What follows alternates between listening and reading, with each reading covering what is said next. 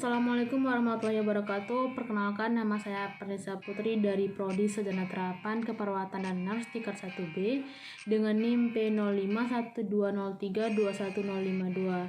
Baik, di sini saya akan menjelaskan tentang sistem reproduksi wanita.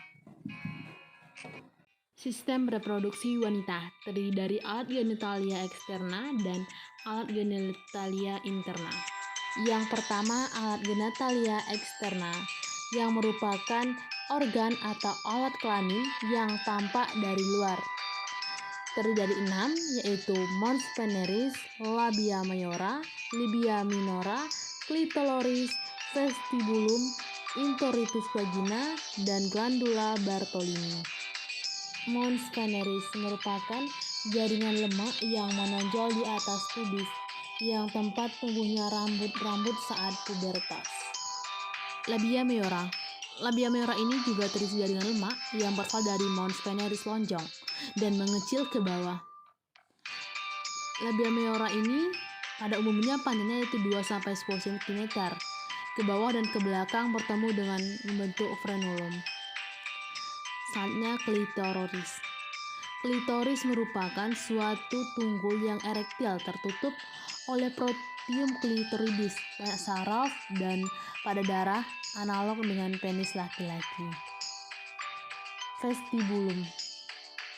Vestibulum ini merupakan rongga yang dibatasi oleh bagian lateral kedua labia dan bagian anterior dibatasi oleh klitoris dan bagian dorsal dibatasi oleh forehead. Vestibulum terdapat 3 muara. Yang pertama, muara vagina, muara uretra, 4 lubang kecil. 4 lubang kecil ini terdiri 2 muara, yaitu 2 muara dari keluarga Skene dan 2 muara dari keluarga Bartolini. Introitus vagina. Introitus vagina dilindungi oleh labia minora dan memiliki himen. Glandula Bartolini. Glandula Bartolini merupakan keluarga penting pada area vagina karena mengeluarkan sekret untuk pada saat coitus. Yang selanjutnya, labia minora. Labia minora sebelah dalam dan labia mayora, yaitu di atas klitoris membentuk prepudium klitoridis dan di bawah klitoris membentuk frenulum klitoridis. Alat genitalia interna terdiri dari vagina, uterus, tuba fallopi, dan ovarium. Yang pertama yaitu vagina. Vagina merupakan penghubung antara introitus vagina dan uterus. Dinding depannya lebih pendek dari dinding kanan. Vagina terdapat di rugae. Vagina terdapat juga kelenjar. Vagina pH asam yaitu 4,5 sebagai proteksi kuman. Uterus. Uterus seperti buah pokat sebesar telur ayam kampung yang letaknya di antara vesicula urinaria dan rektum. 2 bagian uterus yaitu corpus uterus bentuknya segitiga dan cervix uterus bentuknya silindris. Uterus mempunyai berat yaitu 57 gram, posisi antefascio-flexio. Dinding lapisan uterus yaitu endometrium sebagai selaput lendir, myometrium yaitu lapisan otot polos, dan perimetrium. Ligamentum terdiri dari 6 yang memfiksasi uterus.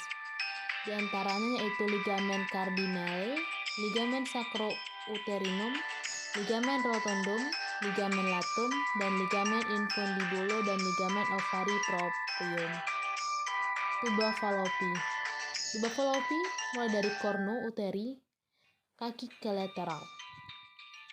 Terdiri dari 4 bagian. Yang pertama, pars interstitialis, yang kedua pars ischica, yang ketiga pars ampullaris, dan yang keempat pars infundibulo.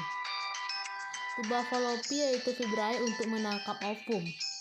Lapisan dalam tuba fallopi yaitu endosalping, terdiri dari selaput berlipat, bersekresi, dan bersilia untuk menyalurkan ovum ke arah uterus. Ovarium. Ovarium ini terdiri dari 2 indung telur, kiri dan kanan, yang dihubungi dengan uterus, ligamentum proprium, yang dihubungi dengan dinding panggul, ligamen infundibulo. Strukturnya yang pertama yaitu korteks dan medula. Vaskulasi uterus yang terdiri dari satu uterina sinistra X destra dan ovarica sinistra X dextra. Inversi uterus yaitu pertama saraf otonom dan saraf cerebrospinal. Selanjutnya hormon. Hormon dalam sistem reproduksi manusia yaitu hipotalamus yang pertama mengeluarkan GnRH. Selanjutnya GnRH ini akan mengeluarkan anterior pituitary, mengeluarkan FSH dan LH. Terus menstimulasi lagi ke ovarium dan memproduksi estrogen dan progesteron. Estrogen dan progesteron ini bertanggung jawab terhadap perkembangan seks sekunder. Yang perlu kita ketahui yaitu fisiologi siklus menstruasi.